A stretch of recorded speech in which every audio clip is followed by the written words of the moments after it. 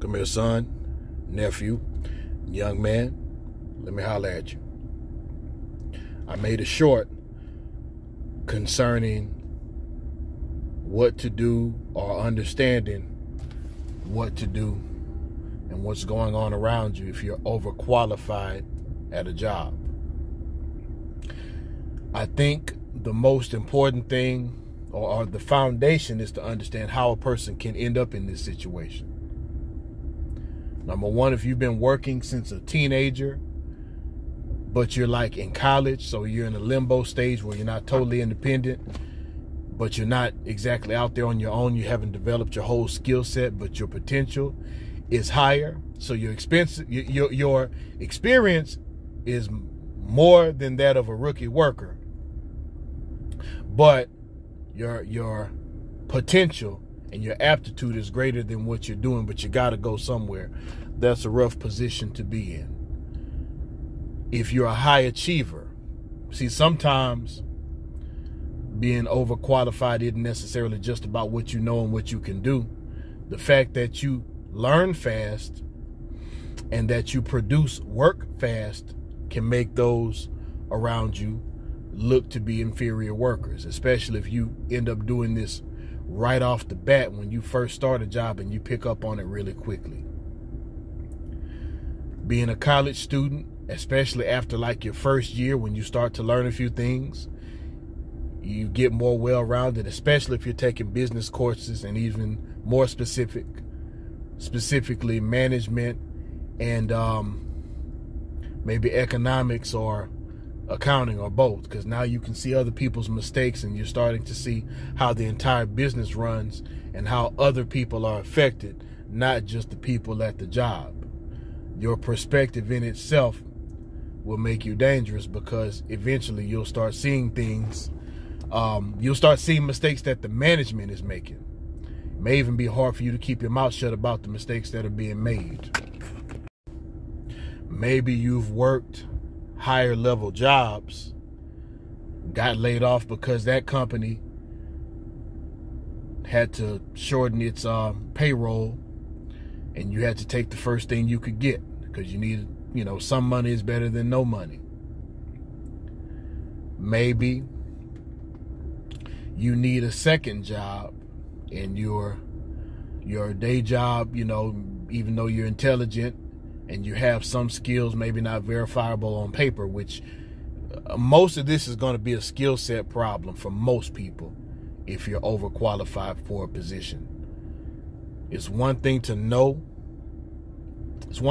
how to do something, but unless you have it on paper in some form of a certification or degree, nobody's going to pay you for it. They don't have to, because you could have, like a barber who cuts in the backyard. Hey, I've seen some cold backyard barbers, but a licensed barber, number one, he doesn't run the risk of any type of fine or anything of that nature, but he learned the right way, and you can prove what he learned and that he didn't take shortcuts. At least he's not supposed to have taken shortcuts to learn what it is that he knows.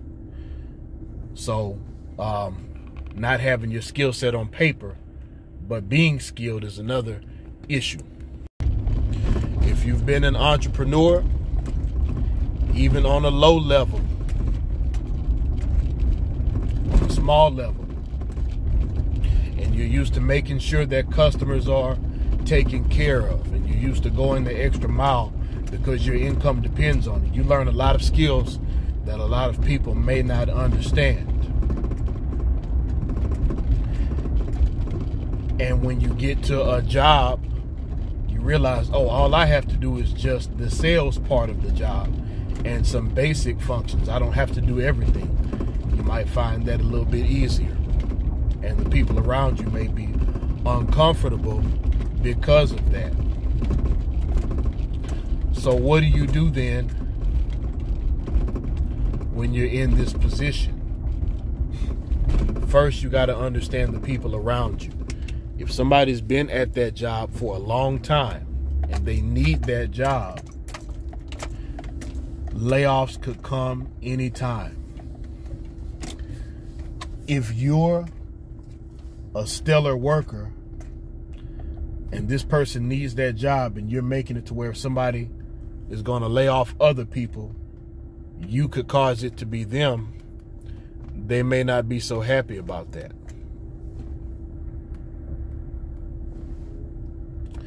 If that person has been waiting for a promotion and you find your way into that particular company or space, and now here you come out of the blue with your fancy way of doing things, or you're a college student and you're headed to bigger horizons, and they know that you're not even going to stay long, but you know it's wiser for the manager to promote you. Well, you may make people around you uncomfortable. You may make the manager uncomfortable too, because you could end up replacing that person if corporate management or ownership decides that you're a better fit.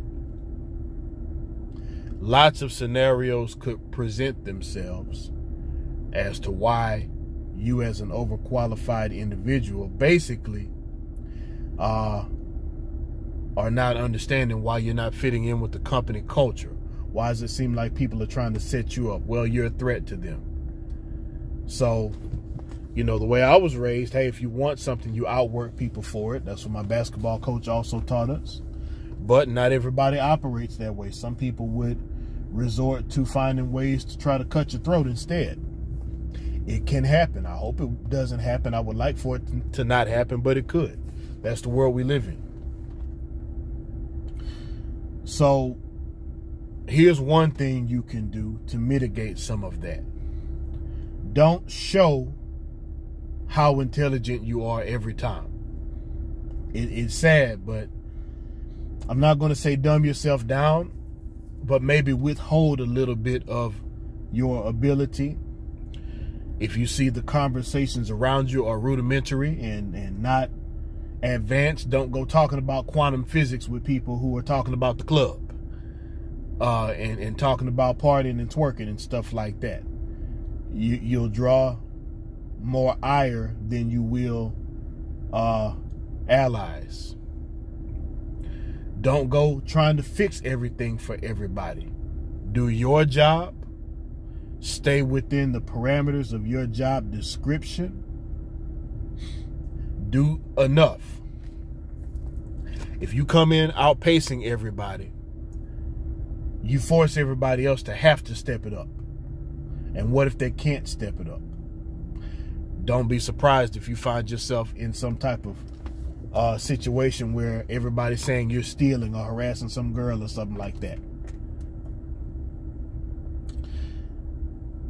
In the short, I discussed the 48 Laws of Power book and the one rule in there, the law in there entitled Never Outshine the Master.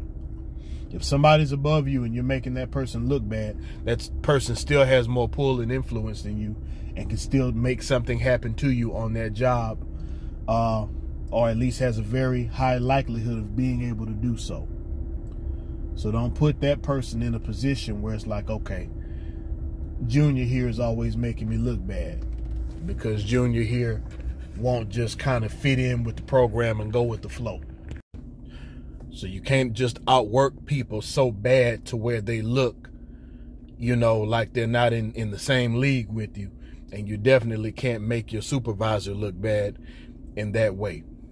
Don't insult people who work at this particular place or in this situation, and definitely don't insult the manager. Don't engage in the small talk and the locker room talk or teacher's lounge talk or whatever the case may be. As a matter of fact, you need to realize if you're overqualified, the likelihood you're not going to work to make friends anyway. I've made a video about that before, but this is definitely one of those situations where you need to be on guard. But don't insult people like, oh, well, I'm just here until I finish school and the rest of y'all are some peons and peasants. And don't insult the manager like, well, if I was the manager, I'd do this because I learned this in school and this doesn't make sense.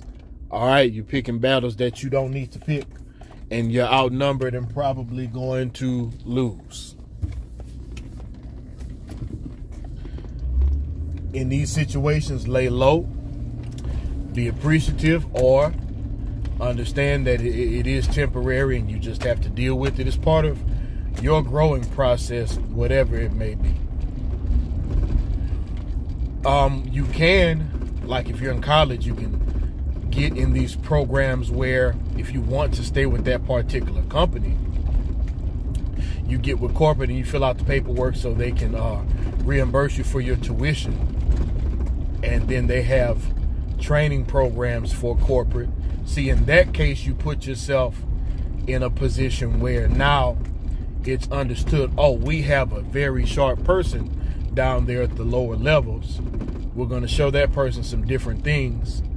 And now you have the potential to be even more valuable than the people who are there at the lower levels with you. So they may look out for you in a different way. If you're overqualified at a place of employment, you need to do everything right.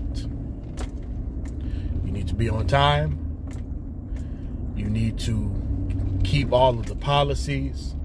Stay on the camera as much as you can. Don't engage in any schemes with people, because what'll happen is these folks are like, okay, we're going to take this overqualified person in deep water and we're going to drown them. If they got a scheme going on, you shouldn't take part of it in any way. But let's say you let these people talk you into some type of scheme that y'all are all supposed to participate in. They're going to participate. They're going to hit their lick and they're going to point at you. Yeah, Mr. Loudmouth over there who's always talking about what he can and can't do and how he don't need this job and how he knows more than the manager. You be careful with people of the opposite sex, especially if you're a man, because you may find yourself in a position where you're being accused of something, and that's an easy out. I've seen that happen many times.